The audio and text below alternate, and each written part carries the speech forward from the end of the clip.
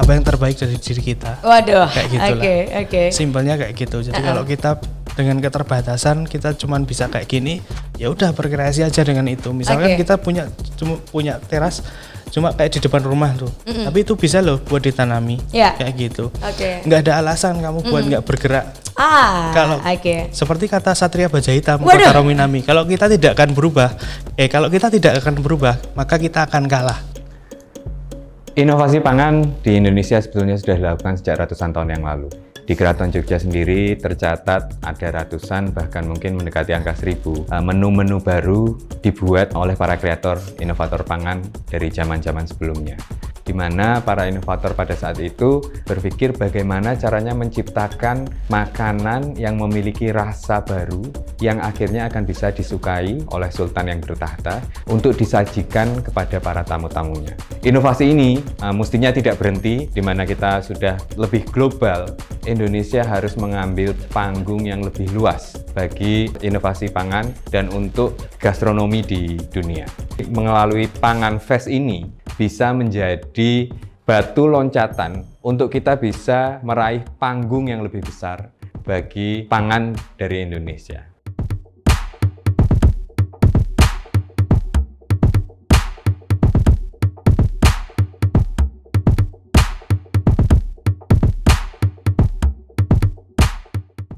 Oke, halo teman-teman semuanya, ketemu lagi di Foodcast for Build Food Podcast, Building for the Future Now. Gimana kabarnya? Semoga masih sehat, masih semangat tentunya. Senang sekali di kesempatan kali ini kita akan kembali ngobrol santai, kita akan kembali berbincang, berdiskusi bersama dengan salah seorang inovator pangan yang sudah berada dengan saya di sini. Nah, langsung saja tanpa perlu berlama-lama kita akan berkenalan dengan inovator pangan kita kali ini. Siapa lagi kalau bukan Mas Mada. Apa kabar Mas Mada? Baik Mbak. Baik ya Mas ya. Alhamdulillah baik. Semangat banget kayaknya hari ini Mas. Alhamdulillah. Kelihatannya semangat. Padahal semangat beneran. Semangat beneran harus ya Mas ya. Iya. Oke, Mas Mada mungkin bisa dipakai dulu ini earphone-nya. Oh iya, mohon maaf karena tadi bilangnya ngobrol santai sih, jadi saya terlalu santai. It's okay, no problem. Oke, Mas Mada, ini kita mau kenalan dulu nih. Mas Mada sudah datang di sini, kita akan ngobrol bareng soal salah satu inovasi pangan yang dikembangkan oleh Mas Mada. Kalau tidak salah, ini seputar pengolahan dari teh. Betul atau salah nih Mas Mada? Betul, ya. Jadi kita mengolah dari daun mint sih Mbak, lebih spesifiknya. Khususon dari daun mint, kita proses, di situ kita keringkan, kemudian kita kembangkan menjadi teh ya. Mungkin bisa dikenalin dulu Mas Mada, nama produknya apa sih? Nama produknya Harmonia. Harmonia? Waduh, ini harmoni berarti ya Mas ya. Perpaduan menjadi sebuah harmoni, namanya Harmonia. Betul. Oke, ini tadi olahan dari produk teh dan juga daun mint. Mungkin bisa dikenalkan dulu Mas, diceritakan Harmonia ini produk apa sih, kemudian bagaimana bisa dinikmati dan seterusnya Mas Mada. Mungkin bisa saya jelasin dari ini dulu ya Mbak ya, namanya dulu kan. Tadi Mbak Arin bilang Harmoni ya kayak gitu ya. Nah, latar belakangnya kenapa saya namain Harmonia kayak gitu. Ini jadi dulu berasal dari, awalnya dari hobi sih Mbak sebenarnya, hobi nanam kan kayak gitu. Nanam, kebetulan saya punya rumah itu atapnya loteng gitu ya Mbak ya. Nah, jadi bisa buat nanam-nanam banyak. Dulu awalnya beli satu bibit daun mint kira-kira segini Mbak paling. Terus alhamdulillah coba dikembangkan, kok bisa kayak gitu. Beranak apa namanya? Bertumbuh ya Mas ya. Berkembang biak. Beranak loh. Berkembang biak lumayan banyak kayak gitu kan. Terus kemudian saya coba keringkan, kemudian diolah jadi sebuah produk begitu kan. Kemudian saya kepikiran ini kan Jogja kan sekarang udah panas gitu ya Mbak ya, dimana-mana udah mulai panas. Kemudian saya coba padukan dengan hijaunya daun mint, jadi panas teriknya matahari itu berharmoni dengan daun mint kayak gitu. Makanya namanya Harmonia kayak gitulah ceritanya. Harmonia ini menyelaraskan panas terik matahari dengan daun mint ya Mas ya.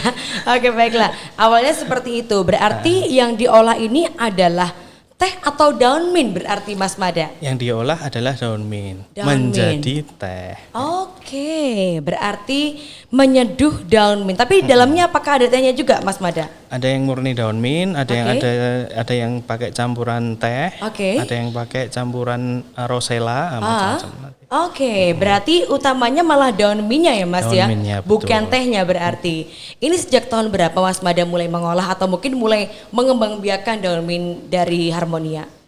Sekitar 2018 akhir, Mbak. Sudah berjalan hampir 3 tahun berarti ya? Atau Hampir berjalan 3 3 tahun. tahun. 2018 akhir mulai menanam sendiri di rooftop, di loteng rumah, kemudian diolah menjadi bisa diseduh. Iya, Oke, betul.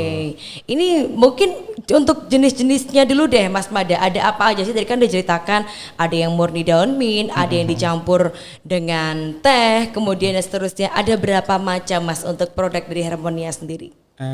Kalau sejauh ini ada 4 macam, Mbak. 4 macam itu terdiri dari 2 loose leaf, artinya daun murni. Kemudian yang 2 itu teh celup. Nah, itu teh celup itu kita pakai campuran. Boleh saya pegang, Mbak? Oh, boleh. Maaf ya, Dipegang Mbak. boleh, dibuka juga boleh loh Mas ya. Izin Ya, Mbak, ya. malahan nih Mas Mada suka bercanda ya. Nah, jadi ini yang loose leaf, contohnya seperti ini. Ini murni daun mint. Oke, Nggak ada campurannya kan sama Murni sekali. daun mint, oke. Lihat. Yes. Tetap mata saya 1, 2, 3. Hitungan lupakan ketiga, semuanya. hitungan ketiga tertidur nanti. Enggak.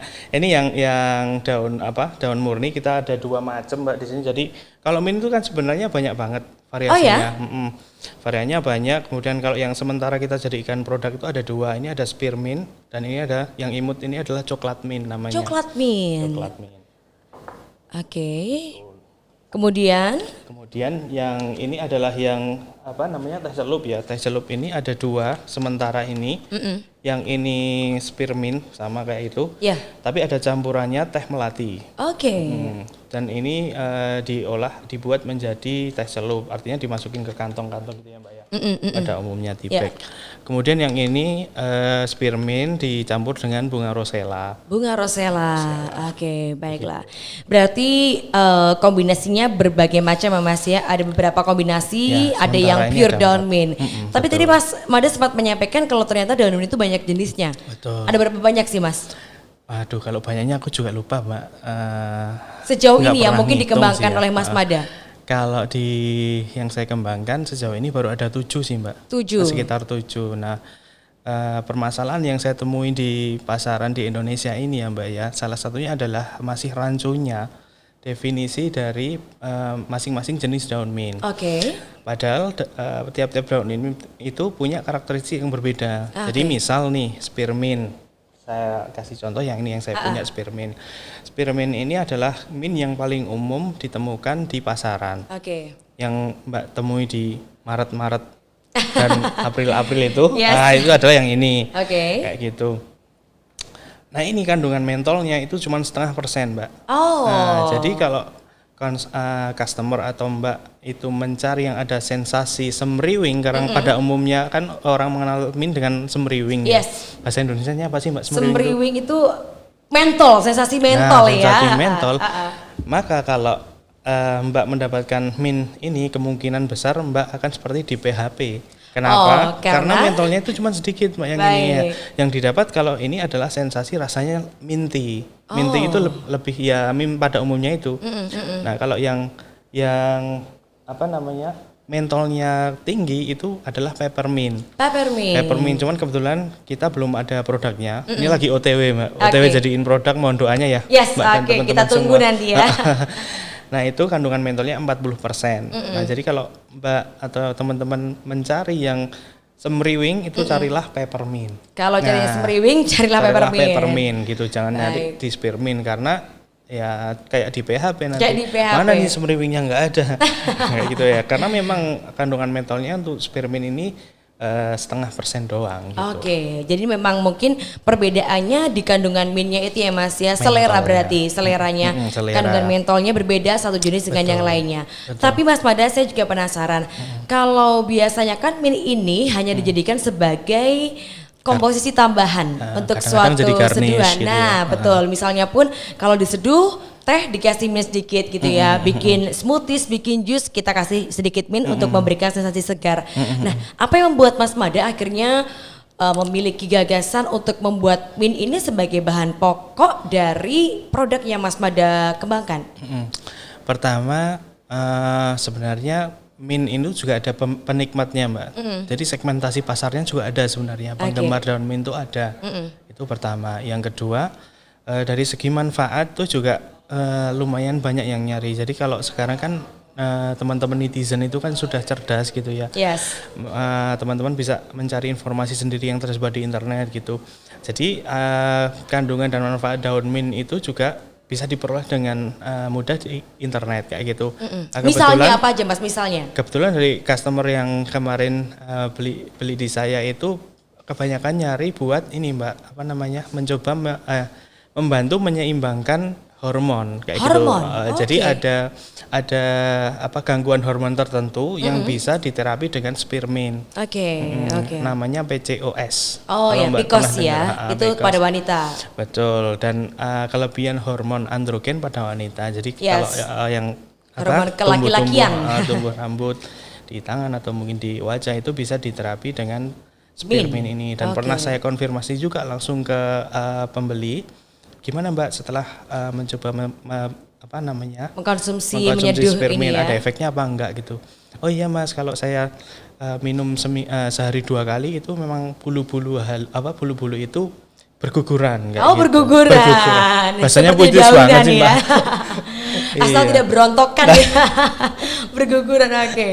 Baik. Oke, artinya memang ada kegunaan tertentu dari mint ini ya Mas. Tadi mungkin mengurangi dari hormon androgen, kemudian juga bisa terapi untuk PCOS juga pada wanita ya ternyata. Nah, akhirnya itu membuat Mas Mada berinovasi untuk mengolah mint ini menjadi seduhan utama. Alasannya itu atau memang awalnya hanya keisengan saja atau mungkin dari hobi, senang sendiri atau gimana Mas Mada? Kalau awalnya banget dari hobi sih Mbak. Awalnya banget dari hobi seperti yang tadi saya ceritain, hobi nanam, kemudian kalau sejarahnya sih dulu karena ini Mbak. Sekarang kan udah dekat-dekat Ramadan ya. Kalau Ramadan kan biasanya ada buka bersama tuh, ya kan. Pernah dulu suatu ketika saya bawa tanaman hasil panen itu ke masjid gitu kan.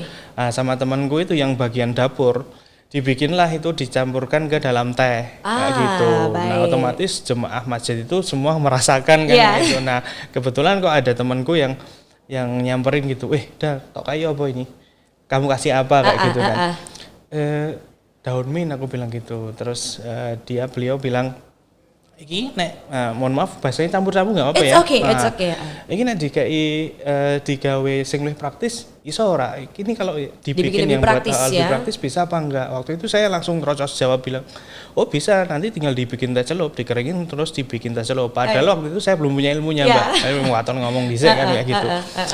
Ndilalah itu bahasa Indonesianya. Kebetulan lagi. Nah, saya coba cari browsing di Jogja ini apakah ada alat-alat dan keperluan lain untuk membuat teh celup pada waktu itu. Kok nemu kayak gitulah. Terus saya mencoba untuk berkreasi seperti itu. Nah, pada waktu jadi sampel beberapa tea bag kayak gitu. Setiap saya main itu saya kasih temanku satu. Jadi misalnya nih aku main ke tempat Mbak Arin tak kasih satu. Nanti aku main ke tempat Mbak Mirna tak kasih satu. Aku main ke tempat Mbak Dina tak kasih satu. Ke tempat Mbak semua ya aku main. Mas terus mas ya. Nah gitu dikasih satu-satu. Terus kebetulan waktu itu tak recap sih Mbak, feedbacknya kayak apa. Nah alhamdulillah 80% waktu itu kok komentarnya positif. Gitu. Timbul motivasi timbul semangat kayak gitu. Wah coba nih jadiin produk aja kayak gitu. Dari situlah akhirnya bismillah udah kita coba aja produksi gitu. Akhirnya terciptalah produk Harmonia ini yang menjadikan daun mint sebagai bahan baku utamanya ya Mas ya. Nah kemudian Mas, untuk tadi kan disampaikan juga bahwa ternyata banyak nih konsumen yang nyari produk ini untuk terapi hormon dan sebagainya. Sejauh ini Mas Mada, konsumennya ini siapa saja sih Mas? Mungkin kebanyakan dari usia berapa, tujuannya untuk apa, siapa penikmatnya itu siapa aja Mas Mada? Kalau yang selama ini masuk ya datanya itu sekitar 25 sampai 35 tahun lah Mbak. Oke. Biasanya sih cewek. Oke. Kebanyakan untuk terapi itu ya Mas ya? Ada juga yang buat penikmat juga ada, tapi yang kebanyakan emang buat itu, mencari manfaat dari daun mint itu. Oke. Kemudian untuk pengolahannya tadi Mas Mada, kan Mas Mada menceritakan juga bahwa memang awalnya nggak tahu ilmunya gimana nih gitu, terus sampai akhirnya mencari-cari sumber-sumber bagaimana mengolah daun ini dan sebagainya. Selama ini Mas untuk proses pengolahannya sendiri, ini mungkin ada nggak Mas Mada proses jatuh bangunnya pengolahan, barangkali kan tidak semudah itu ya mengeringkan daun mint tanpa mengurangi nutrisi yang ada di dalamnya. Mungkin bisa diceritakan Mas Mada? Ya ada sih Mbak. Ada, terus terang ada memang. Dulu awalnya kita cari juga riset di internet gitu kan, metode yang paling baik buat mengeringkan daun mint gitu kan ya. Dulu kita list tuh metodenya. Satu, ada yang di air drying namanya, diangin-anginkan kayak gitu. Dua, ada yang di metode oven atau microwave. Tiga, ada di sun drying. Nah kayak gitu kita coba satu-satu tuh. Pertama di air drying, diangin-angin kayak gitu kan. Waktu itu kendalanya adalah kalau di Indonesia ini kalau nggak bagus ada perubahan cuaca mendadak, terus kemudian siang panas malam hujan kayak gitu tuh berjamur nanti berjamur. Kemudian dua, oven gitu kan. Nah waktu itu dicoba pakai oven, cuman karena suhunya terlalu gede jadi menguap semua itu, mentolnya tuh keluar semua. Justru jadi malah hilang ya Mas, malah hilang, sensasi mintnya hilang semua, bahkan nggak kerasa seperti daun mint, kerasa seperti daun gosong udah kayak gitu. Udah beli oven kayak gitu, wah nggak kepake ovennya, akhirnya jadi rezeki istri saya tuh buat bikin roti malah. Bikin kue, ya. Ada. Terus kemudian yang paling stabil adalah dijemur dengan sinar matahari kayak gitu. Ini kalau kelihatannya malah yang paling sederhana malah dijemur itu udah ngirit ya kan Mbak, nggak pakai banyak electricity dan hasilnya lebih bagus. Dan aku juga sempat istilahnya merenung dikit. Oh iya ya, dulu itu metode yang paling kuno yang dipakai dulu pada waktu zaman antah berantah dulu kan cuma dikeringin dengan sinar matahari.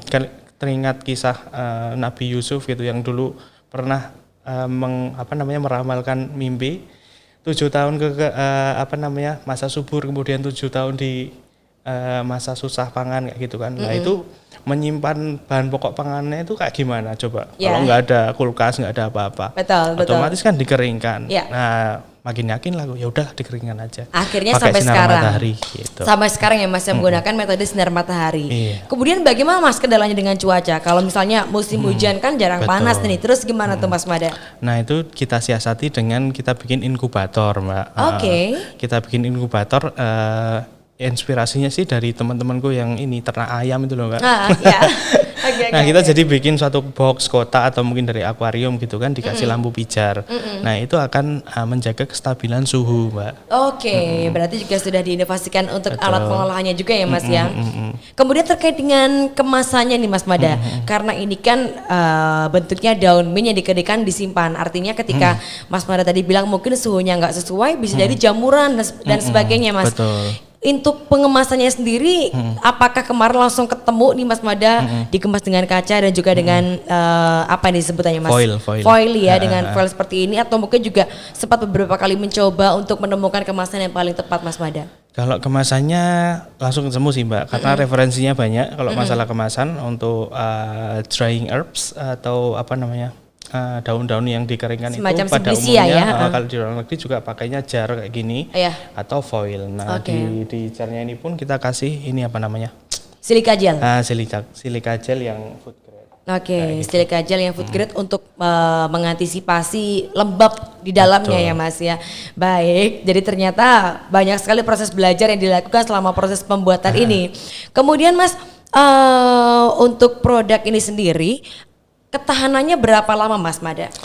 Kalau yang kami ujikan itu 6 bulan Mbak, sekitar 6 bulan. Cuman pernah ada case juga si teman yang beli itu sampai 8 bulan masih bagus yang ini ya. Yang jar. Kemasan kaca. Tapi untuk amannya ya kita kasih ini spare 6 bulan. Terus kalau yang ini sebenarnya 6 bulan juga. Cuman untuk rasa yang optimal dia 3 bulan, Mbak. 3 bulan. Karena dia kan ini kita hancurin di blender gitu kan ya. Kita hancurin. Jadi untuk kandungan atau rasanya itu lebih cepat mabar daripada yang ini. Oke, baik. Jadi sejauh ini 6 bulan aman, tapi untuk optimalnya yang ini itu 3 bulan. Kalau yang ini 6 bulan masih bagus insya Allah. Oke. Gitu. Untuk penyeduhannya biasanya gimana Mas Mada? Apakah diseduh begitu saja atau mungkin dikombinasikan dengan katakanlah perlu ditambah gula atau bagaimana Mas Mada? Kalau biasanya ya air panas, Mbak, air panas yang kalau bagusnya sih setelah mendidih tuh ya 90 derajat kayak gitu, hampir mirip kopi lah. Oke. Itu aroma dan bau wanginya itu akan keluar. Tapi kalau air yang hangat-hangat itu juga keluarnya malu-malu, tipis-tipis doang kayak gitu. Tipis-tipis saja. Biasanya Mas untuk penyeduhannya mungkin pembuatannya berapa sendok banding berapa mili gitu biasanya Mas Mada? Kita biasanya kalau ukuran daunnya sih 10 sampai 15 daun itu untuk 200 cc. 10 sampai 15 daun untuk 200 cc itu sekitar gelas belimbing ya Mas ya. Dikira-kira aja, nggak usah setiap dihitung. Dihitung itu. Oke, baiklah. Nah kemudian Mas Mada, karena boleh dibilang kan ini suatu inovasi seduhan yang baru ya Mas ya. Kalau kita mungkin berbicara soal teh, mungkin banyak sekali kita sudah kenal berbagai macam olahan teh, kemudian seduhan teh kita juga sudah banyak kenal. Tapi kalau soal min ini kan terbilang masih baru, belum banyak atau mungkin malah belum ada ya Mas Yogyakarta. Mungkin ada tapi belum banyak mungkin ya. Ada sebenarnya ada, cuman belum banyak dan belum teredukasi mungkin ya Mbak. Dari segi pengertian jenis-jenis daun mint itu sendiri kan gitu. Kayak gitu. Makanya kita mencoba menyediakan yang proper lah buat yang dicari apa dapatnya apa. Kan kita nggak mau nyarinya A dapatnya Z kayak gitu kan ya. Yang kita usaha di situ. Oke, baiklah. Artinya ketika kita berbicara soal produk baru pasti kan ada tantangan ketika mempromosikannya, memasarkannya. Karena juga kalau tadi Mas Mada sempat cerita artinya kan orang-orang tertentu yang akhirnya menjadi penikmat konsumen dari seduhan Harmonia ini. Bagaimana Mas Mada kemarin strategi awalnya memasarkan produk baru ini, cari konsumennya gimana, dijual lewat apa aja Mas Mada? Kalau saya mungkin pakai metode yang paling gampang ya Mbak, dari teman-teman terdekat dulu, dari teman-teman kuliah gitu, yang sudah tadi yang pertama kan aku sempat cerita yang tak bagiin teh tadi, simple saat tadi, ketika produknya rilis, alhamdulillah responnya juga bagus. Nah, jadi mereka beli, otomatis saya dapat testimoni gitu kan, meningkat lagi ke temannya itu lagi, gitu di promote, kemudian akhirnya kita udah dapat lumayan banyak testimoni. Join pertama tuh Google Business School kalau nggak salah. Di situ udah ada testimoninya, tinggal tulis aja. Terus buka di e-commerce, Shopee, Tokped dan lain-lain. Gitu strateginya sejauh ini seperti itu.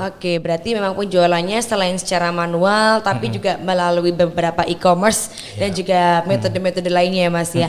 Ada nggak Mas kesulitannya karena kan sekali lagi masih asing nih Mas, orang belum kenal baik dengan seduhan mint yang benar-benar pure mint atau dengan dikombinasikan beberapa simplisia lainnya? Kesulitannya masih naik turun sih Mbak, artinya pelanggan juga belum terlalu banyak banget, masih ada jeda waktu kan, misalnya kalau kayak gini habis dalam 1 bulan gitu kan. Nah berarti kan kalau dia belum habis kan belum beli lagi, masih ada bolong-bolongnya kayak gitu. Nah itu yang masih kita butuh reach pelanggan baru lagi. Kemudian di samping itu juga produksi Mbak, sebenarnya yang jadi hambatannya kami itu. Produksi kalau kita mau idealis banget, artinya hanya memakai apa yang kita tanam itu sangat tidak mungkin, mustahil. Akhirnya kita kerjasama juga dengan penjual mint di pasar, kemudian kita kerjasama juga dengan teman-teman yang berurban farming. Halo teman-teman yang berurban farming. Bisa berkolaborasi barangkali kita tawarkan untuk kerjasama sama kita kayak gitu. Jadi kita juga punya visi itu penghijauan dan pemanfaatan lahan terbatas. Ya kan? Kita bisa menghijaukan, kemudian kita punya lahan terbatas dimanfaatkan. Alhamdulillah nanti kalau bisa dapat tambahan income kan kayak gitu ya Mbak ya. Yes, betul. Punya waktu nggak terbuang sia-sia, punya lahan bisa dimanfaatkan, ya kita kolaborasi di situ gitu. Jadi ke depan ini juga yang saya sekarang saat ini sedang rintis, yang tadi aku bilang peppermint.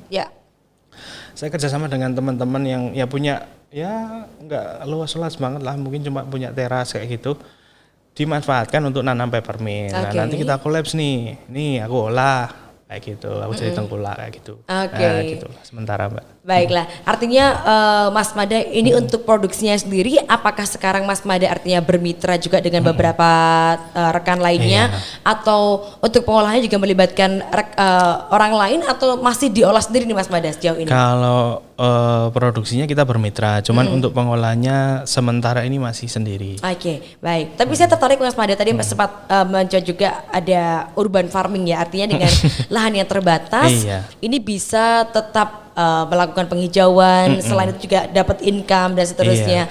Ini Mas Mada tadi kan cerita kalau ditanamnya di rooftop ya Mas ya, di bagian atas rumah. Artinya bukan di lahan terbuka gitu, enggak ya Mas, bukan di lahan yang memang benar-benar untuk menanam, enggak, tapi di atas rumah. Nah, ini seluas berapa Mas untuk media tanamnya, dan kemudian kalau mint itu kan mungkin periode panennya berapa, dalam jangka berapa hari kah atau berapa minggu kah? Seperti apa Mas Mada? Kalau luasnya lupa ya Mbak, saya Mbak. Oke. Di skip dulu ya Mbak. Oke, baiklah. Kalau jangka waktunya itu sekitar, kalau dari hari pertama kali tanam, artinya kita kan kembang biakannya dengan stek batang namanya. Daun mint itu dipotong, kemudian dicelupin ke gelas berisi air, nanti keluar akar, dia ditanam di media tanam baru kayak gitu. Nah kalau dari pertama kali dia ditanam di media tanam baru itu paling sekitar sebulan. Sebulan itu cuman kalau sebulan itu belum rimbun tapi Mbak ya. Nanti ketika kita potong panen pertama kali itu nanti akan tumbuh batangnya lebih rimbun lagi daripada yang pertama. Nah itu dari jarak yang potongan kedua itu ya kira-kira 3 minggu sampai sebulan. Oke. Artinya juga ada jangka waktu untuk membuat mint ini panen-panen begitu ya Mas ya. Betul. Oleh karena itu Mas Mada juga menyampaikan tadi perlu bermitra dengan rekan-rekan lainnya. Tapi menarik sekali Mas Mada, ternyata kita bisa mengajak juga lebih banyak orang untuk ternyata nggak perlu punya lahan yang luas untuk kita bisa nanam tanaman, melakukan penghijauan ya Mas ya. Harmoni dengan sinar matahari tadi. Oke. Tapi Mas Mada, sejauh ini dalam sebulan biasanya bisa produksi berapa Mas? Mungkin berapa kilo atau berapa parameternya apa ya? Apakah berapa pack atau seperti apa? Kalau kiloannya ini jauh banget Mbak sebenarnya menyusutnya, karena kita kan ini dihilangin batangnya ya. Jadi kalau untuk sekilo daun mint itu nanti kira-kira cuman jadi sekitar 50 gram lah, 50 60. 1 kilo jadi sekitar 50 gram. Banyak sekali menyusutnya Mas ya? Iya, menyusutnya. Seneng kan Mbak ya kalau langsing? Senang kalau langsing ya, atau mungkin barangkali saya harus berjemur juga atau masukin inkubator biar langsing kali ya, kayak daun mint. Oke, berarti juga ini ya Mas ya, 1 kilo bisa jadi 50 gram. Sebulan biasanya bisa produksi berapa gram atau berapa kilo dari daun mint kering ini Mas? Kalau kita masih skalanya masih roman ya Mbak, jadi masih terbatas. Kita masih sebulan masih di bawah 100 pieces. Tapi jadi limited ya. Tapi 100 pieces itu sudah cukup banyak Mas itu ya. Gitu ya. Iya, 100 pieces untuk produksi rumahan, kemudian 100 pieces itu tiap dengan 4 macam jenis ini atau gabungan ya Mas ya. Oke, luar biasa. 100 pieces dalam 1 bulan. Di bawah 100 pieces Mbak. Masih di bawah. Tapi dengan produksi sendiri, dalam artian dengan bahan-bahan tadi olahan ditanam sendiri, kemudian juga mengajak beberapa mitra untuk bisa mengkombinasikan menjadi satu produk dari Harmonia ini. Tapi luar biasa ya Mas ya. Ternyata banyak juga yang tertarik untuk mengkonsumsi menyeduh mint sebagai salah satu produk baru, karena memang ini saya sendiri juga belum ada bayangan nih Mas ketika mengkonsumsi menyeduh mint benar-benar pure mint itu rasanya seperti apa mungkin bisa diceritain deh Mas Mada. Kalau teh itu kan mungkin ada sensasi agak pahit-pahitnya, kalau mint ini seperti apa Mas Mada? Kalau mint itu lebih ke wangi, rum seger gitu, sama agak ada apa ya? Ya sepetnya juga ada sih Mbak. Sepetnya juga ada. Sepet itu asem ya, apa ya? Apa ya bahasa Indonesianya? Agak-agak asam tapi bukan asam banget, apa ya istilahnya itu? Sepet itu tidak ada. Kayaknya nggak ada padanan katanya di Indonesia deh Mas Mada. Iya. Sepet itu cepat kayaknya. Beda itu beda. Cepet Mas, iya. Oke. Tapi kebanyakan untuk konsumennya datang dari mana Mas Mada? Dalam artian apakah seputaran Jogja atau mungkin banyak justru yang minta dari luar kota? Kalau sampai saat ini, alhamdulillah dari seluruh Indonesia pernah sih Mbak. Dari Aceh pernah, dari Papua pernah, dari Jawa Timur pernah, Kalimantan pernah. Oh, Sulawesi yang belum pernah. Sepertinya kalau nggak salah ingat. Ya, berarti targetnya bisa masuk ke Sulawesi ya Mas ya. Insyaallah. Oke. Suka dukanya seperti apa Mas Mada? Ya suka dukanya simpel sih Mbak. Kalau laku ya seneng, kalau nggak laku ya susah gitu Mbak. Simpel lah Mbak. Tapi mungkin ada Mas Mada, targetnya mungkin sekarang ini kan tadi sudah ada beberapa varian, ada yang min pure, kemudian ada yang kombinasi beberapa tanaman lainnya, rosella, kemudian juga teh melati. Mungkin terdekat pengen bikin inovasi seperti apa nih Mas Mada? Terdekat inovasinya lebih ke varian sih Mbak. Kalau tadi saya sempat nyinggung peppermint, terdekat insya Allah nanti kita rencanakan untuk produksi peppermint. Kemudian kita juga punya beberapa jenis baru, itu ada apple mint, ada lemon balm yang bisa kita create lagi untuk produksi. Jadi ya masih lumayan banyak sih tantangannya. Nanti kan kalau ada bibit baru itu harus cek dulu juga karakternya kayak apa, sesuai enggak dengan lingkungan kayak gitu Mbak. Mohon doanya Mbak. Menambah varian lain ya Mas ya, mengembangkan yang lain juga. Nah Mas Mada tadi kan sempat diceritain juga kalau ini adalah sebuah produk baru yang akhirnya Mas Mada dari iseng-iseng terus akhirnya dijual juga nih Mas Mada ya. Menurut Mas Mada potensinya tuh seperti apa sih Mas ketika mengembangkan suatu usaha baru, dalam hal ini mungkin min ya Mas ya. Apa sih yang sebenarnya pengen Mas Mada targetkan, Mas Mada capai selain tentunya menjual secara komersil ya. Apa sih mungkin value yang ingin Mas Mada sampaikan melalui produk seduhan min ini Mas Mada? Value ya. Ini jawabannya dalam nih kayaknya. Kalau value-nya sih mungkin ini sih Mbak ya, lebih menekankan ke prosesnya kali Mbak. Mungkin malah lebih ke prosesnya, bukan melulu ke untungnya. Kalau untung siapa sih yang nggak mau duit ya kan? Nah, kayak gitu. Tapi kita juga menekankan ke prosesnya. Jadi saya tadi sempat bercerita memanfaatkan lahan terbatas, kemudian mengajak teman-teman untuk bermitra kayak gitu. Lebih ke pemanfaatan apa yang kita punya untuk menjadi apa yang terbaik dari diri kita. Waduh, kayak gitulah. Simpelnya kayak gitu. Jadi kalau kita dengan keterbatasan kita cuman bisa kayak gini, ya udah berkreasi aja dengan itu. Misalkan kita punya teras cuma kayak di depan rumah tuh, tapi itu bisa loh buat ditanami, kayak gitu. Nggak ada alasan kamu buat nggak bergerak. Kalau seperti kata Satria Baja Hitam, kota Rominami, kalau kita tidak akan berubah, maka kita akan kalah. Sekarang zamannya menuntut untuk itu sih Mbak. Nah, inovasi tadi ya Mas ya. Betul. Baiklah, artinya bukan menjadi batasan ketika mungkin seperti yang Mas Mada bilang lahan terbatas, kemudian juga mungkin dengan apa yang kita miliki ternyata kita bisa optimalkan. Kita bisa optimasi, bahkan kita juga bisa bekerja sama dengan yang lain. Nah itu tadi. Sama kayak takdir yang sekarang ini terjadi. Saya tidak pernah menyangka bahwa saya akan diundang oleh Forbil Podcast. Saya tidak pernah berinteraksi langsung dengan Forbil, dengan Mbak Arin juga saya baru kenal kan gitu. Kenapa semua ini terjadi Mbak? Itu pasti ada hikmahnya. Ya betul luar biasa nih Mas Mada ya. Malah pelajaran hidup nih yang didapetin ya.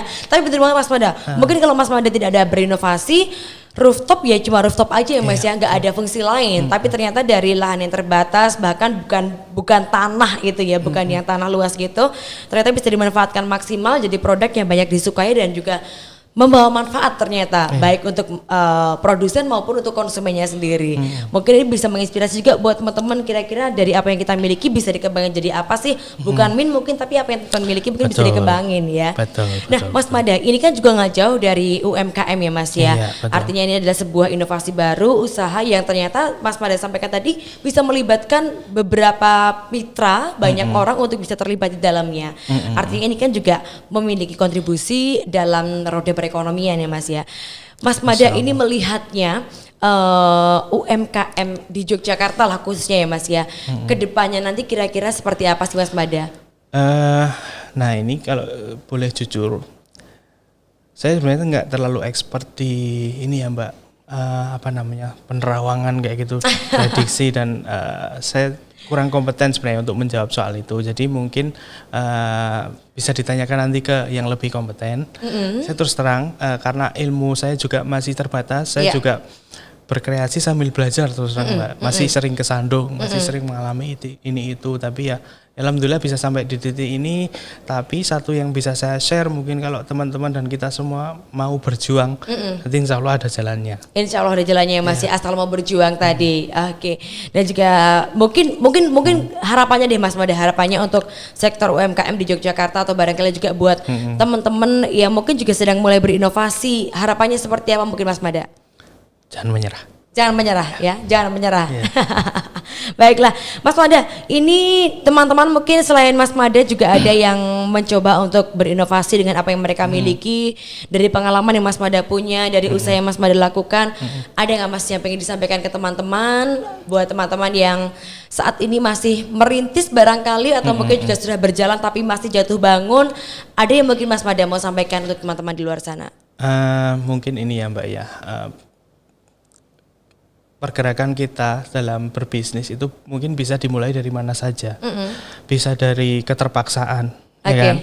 Bisa dari kepepet, bisa dari hobi, bisa dari disuruh orang tua, bisa dari mana saja. Tapi yang penting selama kita ini mencoba untuk menekuni, konsisten, kalau bahasa kerennya itu istiqomah. Nah, maka itulah yang saya yakini itu akan bisa membawa ke hasil. Memang ujian sih kita mau usaha apa aja juga ujiannya juga ada gitu ya. Jadi host ujiannya juga ada toh Mbak. Pasti ya. Pasti. Ya, mana kejebak macet, hujan dan lain sebagainya kayak gitu. Iya seperti itulah. Memang kita mau usaha apapun ya pasti ada. Enjoy the process ya berarti ya. Jadi enjoy the process, tetap yakin. Kalau masalah core bisnis itu kan nanti bisa berubah sewaktu-waktu. Kita juga nggak pernah tahu kan, saya jualan ini dulu juga nggak nyangka kok kayak gitu. Nah, cuman yang poinnya yang sampai saat ini saya pelajari ya itu Mbak. Artinya tadi kembali lagi inovasi ya Mas ya. Selama kita mau berinovasi pasti ada jalan untuk membantu kita mengembangkan. Betul. Nah, Mas Mada penasaran nih saya untuk produknya ini sendiri dijualnya per piece-nya berapa nih Mas Mada? Kalau yang ini nih Mbak, ini tak jual 30.000. 30.000. 30.000, kalau yang ini 25.000. Kemudian untuk yang jar kecil mungkin Mas Mada? Yang jar kecil ini juga sama 30.000. Ini soalnya ini masih jarang sih Mbak. Ini baru jenis coklat mint juga masih jarang di sini. Kemudian kita juga masih mencari kestabilan pertumbuhannya ini jadi harganya masih segitu. Baiklah, cukup dengan 20 sampai 30.000 saja ya Mas ya sudah bisa menikmati. Nah, kira-kira Mas bisa mendapatkan di mana? Media sosialnya barangkali atau mungkin kalau kita nyari di e-commerce bisa dicari dengan username apa Mas Mada? Kalau di media sosialnya bisa add ya di @Harmonia Farm. @Harmonia Farm. Iya, di Google juga ada Harmonia Farm. Kalau untuk cara belinya nanti bisa datang ke tempatnya langsung atau mungkin kalau mau COD juga bisa sih, tapi kita layanan COD-nya masih terbatas di seputar Wirobrajan. Produksinya di mana nih Mas? Produksinya di Wirobrajan Mbak, di daerah Kuncen. Di Wirobrajan daerah Kuncen ya. Jadi silakan barangkali kalau penasaran belum sempat ke Wirobrajan bisa dikepoin dulu ya Mas ya, dilihat dulu di Harmonia Farm. Ini kita bisa lihat barangkali ditunjukin juga Mas untuk proses penanamannya ada ya di situ ya. Ada ya. Jadi silahkan kalau penasaran pengen tahu seperti apa sih olahan dari mint Harmonia Farm ini bisa langsung dilihat di Harmonia Farm atau datang langsung di daerah Wirobrajan. Baik, Mas Mada terakhir sebelum kita akhiri obrolan kali ini, kedepannya nanti untuk Harmonia Farm sendiri, Mas Mada harapannya seperti apa? Kemudian juga untuk teman-teman di luar sana mungkin bisa diberikan motivasi semangat Mas Mada untuk bisa terus mengembangkan inovasi mereka. Harapannya tentu bisa berkembang, bisa berkah Mbak. Yang paling penting itu bisa berkah. Karena kalau rezeki banyak sedikit itu juga kalau kita nggak bersyukur kan sama aja kayaknya ya Mbak ya.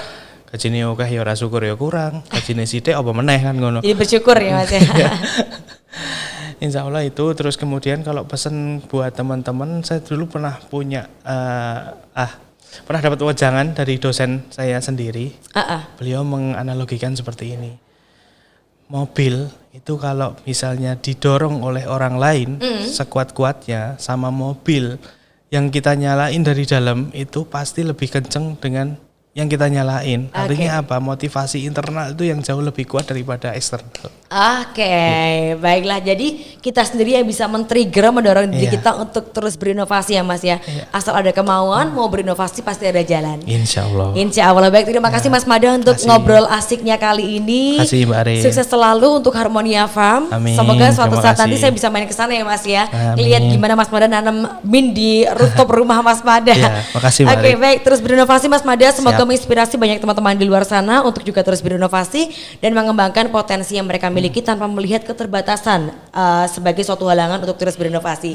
Thank you Mas Mada. Thank you. Sudah selalu terima kasih, dan juga terima kasih untuk teman-teman semuanya yang sudah menyaksikan bersama kami di podcast edisi kali ini. Kita jumpa lagi di Foodcast edisi berikutnya. Thank you and bye-bye.